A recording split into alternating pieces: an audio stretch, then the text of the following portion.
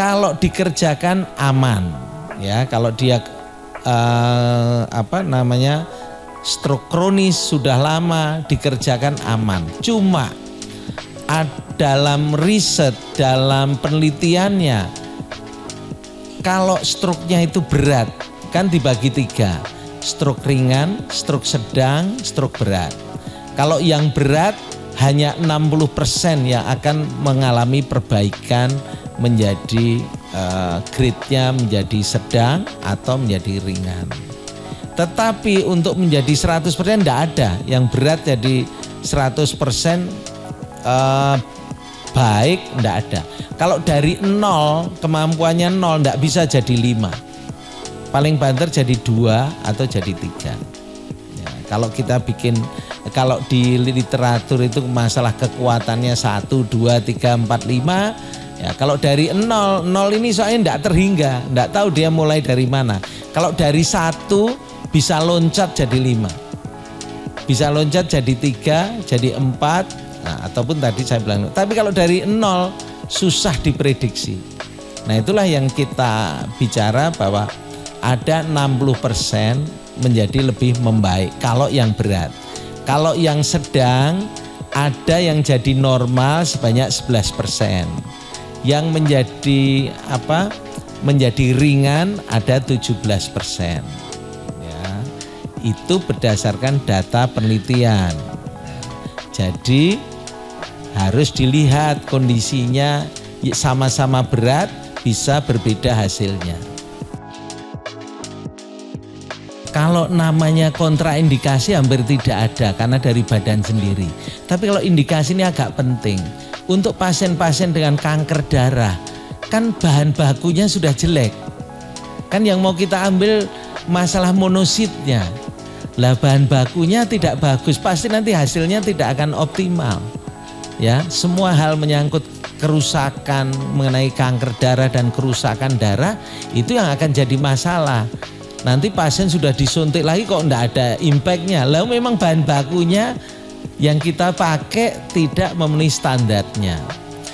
Imunoterapi ini mau berapa kali enggak ada masalah. Tapi kalau untuk sebuah pencegahan penyakit misalnya, yang ini sekarang antigennya adalah COVID, itu forever. Karena apa? Sekali suntik itu imunitas selulernya langsung terbentuk.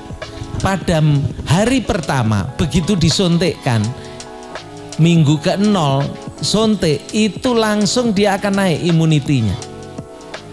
Ya, langsung naik sampai puncak minggu kedua, kemudian turun. Ya, namanya imunitinya seperti itu selulernya. Pada minggu kedua maka T-cell memorinya akan merespon. Dia akan naik sampai minggu ketiga puncaknya, hampir bersilangan di minggu ketiga. Itu akan naik sampai minggu keempat, kemudian mendatar terus T-cell memorinya. Maka memori itu akan ada. Di literatur dikatakan pada 19 tahun sesudah serangan dulu SARS-CoV ya.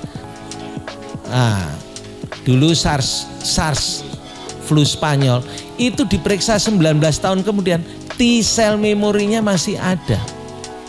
Artinya apa? T-cell memori ini akan tetap ada ya, kalau diperiksa 19 tahun lagi ada sesuai literatur katakan. Nah, ini untuk yang antigennya COVID. Ya, antigennya COVID yang sudah kita buat sampai generasi 4. Dulu saya mulai dengan Alpha, kemudian Delta, kemudian Omicron dan sebagainya, sampai yang sekarang sudah terbaru. Nah, itu cukup sekali, tidak ada masalah. Ini tailor-made, diukur sesuai keinginan dan badan kita. Dan sel akan terus bekerja. Dan ini namanya rejuvenate cell, bukan regeneratif cell. Harus dipisahkan. Regeneratif cell ibarat utara, rejuvenate cell selatan. Yang satu makanya saya tadi bilang peternakan sapi, yang satu penggemukan sapi. Kalau penggemukan tinggal dipotong, artinya dimanfaatkan. Yang ini namanya peternakan, kita tidak tahu. Yang keluar nanti sapinya merah putih apa belang-belang. Nah, meskipun ini yang satu putih sama coklat munculnya belang-belang, nah, hitamnya ada lagi ya. Tapi kalau yang ini tidak bisa, sapinya dari kecil apa kurus warnanya coklat ya akan coklat, warnanya ini putih ya akan jadi putih, tidak bisa jadi belang-belang. Itulah perbedaan rejuvenate cell dengan regeneratif cell. Ini kan masih pada rancu, dikira imunoterapi ini adalah stem cell. Enggak, ini bukan ilmu stem cell. Ini adalah ilmu imunologis. Dan ilmu imunologis di dunia masih sebatas teori. Tapi di Indonesia sudah pengeterapan klinis dan sudah publish internasional.